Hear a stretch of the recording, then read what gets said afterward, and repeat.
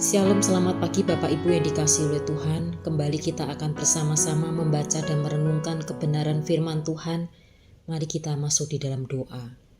Bapa yang baik, kami bersyukur untuk hari yang baru yang Tuhan berikan bagi setiap kami. Sebentar kami akan membaca dan merenungkan firman Tuhan.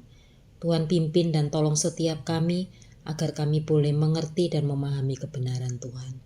Di dalam nama Tuhan Yesus kami berdoa. Amin. Bapak Ibu, firman Tuhan diambil dari 2 Raja-Raja 8 ayat 7-15. Demikian firman Tuhan.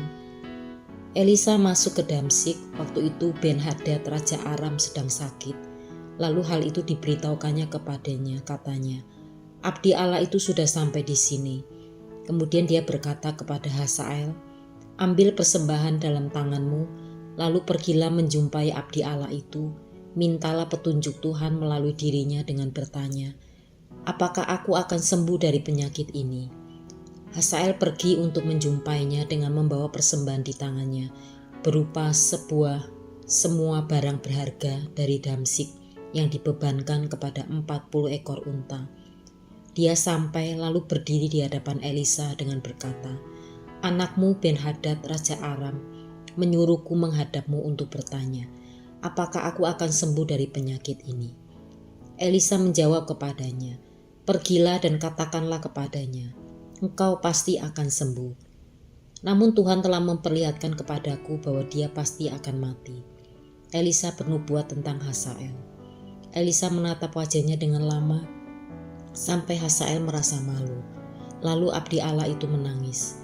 Hazael bertanya, "Mengapa tuanku menangis?" Jawabnya, "Sebab aku mengetahui malapetaka apa yang akan kamu perbuat terhadap orang Israel. Benteng-bentengnya akan kamu campakkan ke dalam api. Pemuda-pemudanya akan kamu bunuh dengan pedang. Bayi-bayinya akan kamu remukan dan perempuan-perempuan yang mengandung akan kamu belah."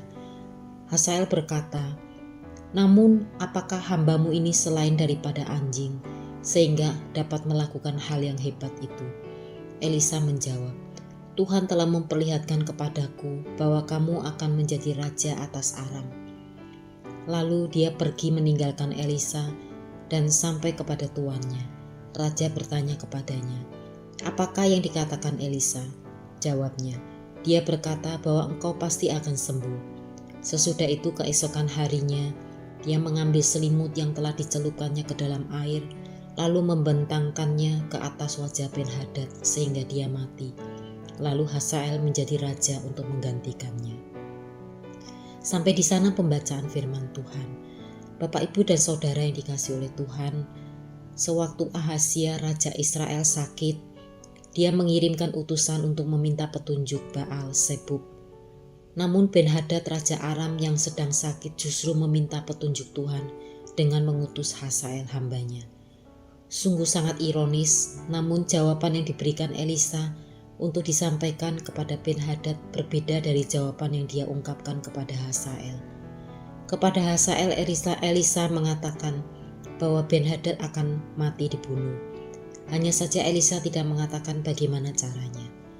Kemudian Elisa menangis karena ia melihat apa yang akan terjadi pada Israel pada waktu yang akan datang. Ia tahu bahwa Hazael akan menghancurkan Israel. Memang semua itu terjadi akibat dosa-dosa Israel sendiri. Tetapi rasa kebangsaannya tak urung membuat Elisa bersedih.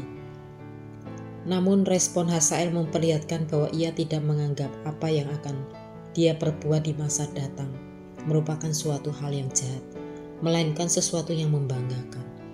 Maka ia mempertanyakan bagaimana mungkin dalam keadaan yang seperti itu ia dapat melakukan hal seperti yang dikatakan oleh Elisa.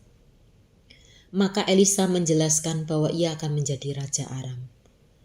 Bapak, Ibu, dan Saudara yang dikasihi oleh Tuhan, kisah Elisa ini mirip dengan kisah Yunus.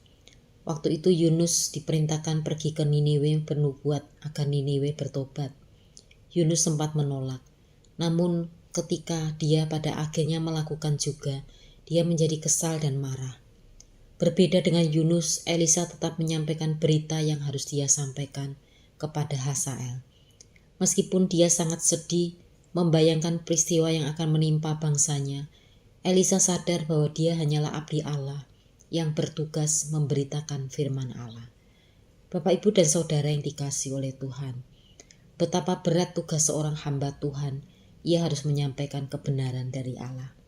Meski kadang-kadang hal itu terasa berat untuk dilakukan. Namun sebagai hamba, ia harus taat. Maka kita perlu berdoa bagi setiap hamba Tuhan, agar Tuhan mengaruniakan kebesaran hati dan kekuatan kepada mereka untuk melakukan segala tugas pelayanan mereka. Amin. Mari kita berdoa. Bapa, kami bersyukur untuk firman Tuhan yang mengingatkan kami sebagai hamba-hamba-Mu untuk terus memberitakan kebenaran Tuhan dan mengatakan kebenaran. Meski ada tantangan dan pergumulan, tetapi kami percaya bahwa Tuhan tidak pernah meninggalkan kami. Tuhan selalu menyertai kami, beserta dengan kami untuk melakukan tugas panggilan ini. Terima kasih Bapa. Di dalam nama Tuhan Yesus kami berdoa. Amin.